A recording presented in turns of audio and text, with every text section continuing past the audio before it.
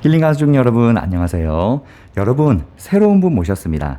미국 부동산이 답이다. 김효지 작가님 모셨습니다. 작가님 저희 힐링 가족 여러분들이랑 인사 부탁드려요. 네, 안녕하세요. 반갑습니다. 저는 김효지입니다. 저는 미국 조지아주 애틀랜타에 위치한 턴키 글로벌 리얼티라는 부동산 전문 회사를 운영하고 있고요.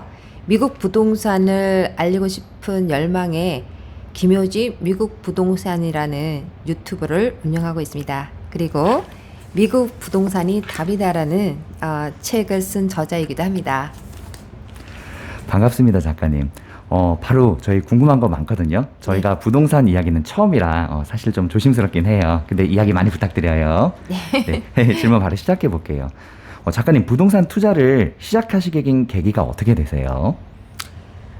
저는 20대 초반에 미국 조지아주로 이민을 가게 됐어요. 그래서 그 학교에서 집으로 돌아가는 그 길목에 애틀랜타 다운타운을 지나게 되었는데요. 큰 고층 건물을 보면서 저 건물을 가지고 싶다. 막연하게 어떤 부자의 꿈을 꿨던 것 같아요. 그러면서 부동산에 투자를 하고 싶은 마음이 생겼고 또 미국에서 부동산 전문인으로서 미국 주류사회에서 인정받는 그러한 부동산 전문인의 길을 걷고 싶었는데요. 생각을 하고 그 생각을 이루겠다는 것보다는 상상 속에서 이루었다고 생각을 하면서 21년 동안 한결같이 이 길을 걸어왔던 것 같습니다. 네. 와, 21년이요? 네. 정말 오래 하셨네요. 구체적인 질문 또 해볼게요. 우리가 그 부동산 투자를 해야 하잖아요. 이 부동산 투자를 해야 하는 기본적인 이유? 또 부동산이 그 미국 부동산 전문가시잖아요. 네. 그 미국 부동산 투자에 대한 장점? 어떤 것들이 있을까요? 네.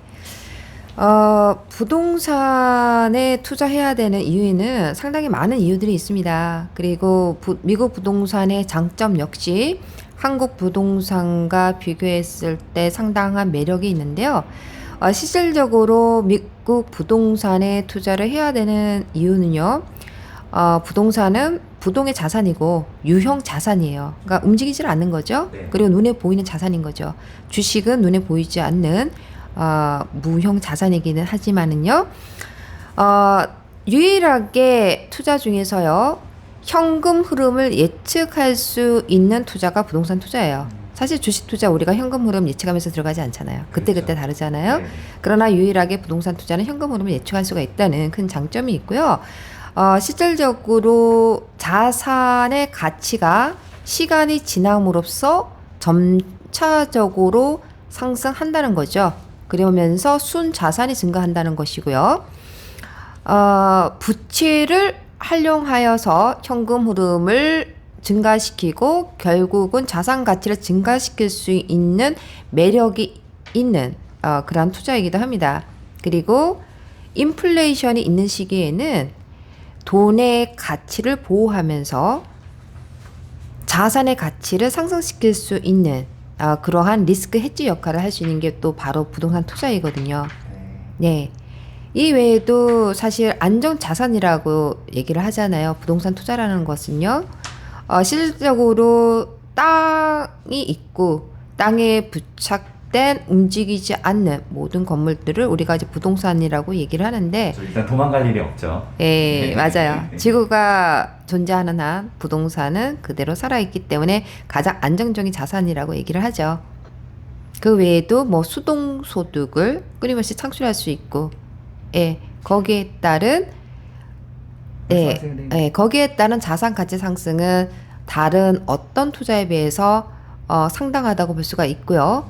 그리고 세금 혜택에 대한 효과도 충분히 누릴 수 있는 것이 또 부동산이라는 거죠. 네. 지금 중요한 이야기 몇 가지 해주셨는데요. 부채 활용이 자유롭게 가능한 게 장점이죠, 부동산이. 그리고 인플레이션 시에도 자산 보호도 가능하고, 그리고 안정자산이다. 어디 도망가지 않는다. 네네. 중요한 장점인 것 같습니다. 또 다음 궁금증 질문 이야기 해볼게요. 부자랑 가난한 사람이랑 가장 큰 차이가 있다고 하는데 어떤 이야기이신가요? 가난한 자와 중산층, 부자들의 생각은요, 돈을 버는 생각과 사용하는 습관이 다르다는 겁니다. 이미 여러분들께서 다 읽으신 책이지만은요, 로버트 기요사키가 쓴 부자 아빠, 가난한 아빠에서 이미 가난한 자와 부자의 생각이 왜 다른지, 돈에 대한 습관이 틀리고, 그리고 어떻게 활용하는지에 대해서 차이점이 있다라고 얘기를 했는데요. 사실 로버트 기요사키가 그 책에서도 언급을 했지만, 미국에서 부자가 되기 위해서는 소득, 지출, 자산, 부채, 그리고 현금 흐름을 완벽하게 이해를 해야 된다고 언급을 했습니다. 그리고 미국에서는 부채와 세금을 활용할 줄 알아야 부자가 될 수 있다고 언급을 했죠.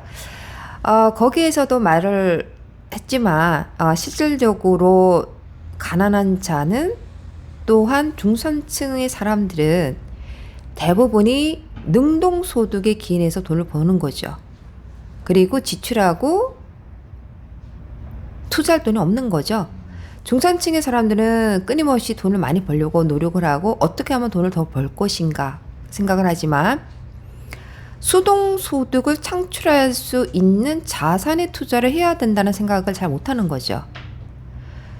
그들은 벌어서 소비를 합니다. 그리고 충분한 여력이 있기 때문에 투자를 합니다. 그러나 자산의 가치가 올라가는 것에 투자를 하는 게 아니라 자산의 가치가 떨어지는 것에 투자를 하죠. 먼저 그들은 자동차나 좋은 걸 사죠. 예, 그리고 값비싼 뭐 보석이나 옷 같은 거를 이제 구입을 하는데요. 부자들의 생각은 틀립니다. 일단은 부자들은 내가 열심히 일해서 돈을 버는 게 아니라 돈이 나를 위해서 돈을 벌게 해주는, 즉 수동소득을 끊임없이 창출할 수 있는 자산에만 지속적으로 투자를 한다는 거죠. 그렇기 때문에 수입에서 지출을 제하고 남는 돈은 곧바로 수동소득을 창출한 자산에 들어가고, 거기에서 소득이 나오고 또 다른 수동소득을 창출한 자산에 투자하고, 이것이 반복된다는 거죠. 그래서 그들은 자산을 증식시키는 거고요. 그리고 부채를 활용할 수 있는 방법을 잘 알고 있다는 것이고요. 또한 세금 혜택을 합법적으로 적극적으로 활용한다는 것입니다. 그렇기 때문에 자산을 증식시키고 증식된 자산을 지킨다는 거죠. 그것이 가난한 자와 부자의 생각의 차이라는 거죠. 그러면 우리가 부자가 되기 위해서는 당연히 부자의 생각처럼 마인드 리셋을 하셔야 된다는 겁니다. 지금 또 중요한 이야기 해주셨는데요. 같은 돈을 벌더라도 사용 습관에 따라서 완전히 달라질 수 있다는 거. 그렇죠? 부자들은 내가 번 돈을 남들은 다시 끊임없이 재투자하기 위해서 노력한다는 거. 네, 좋은 말씀 감사합니다.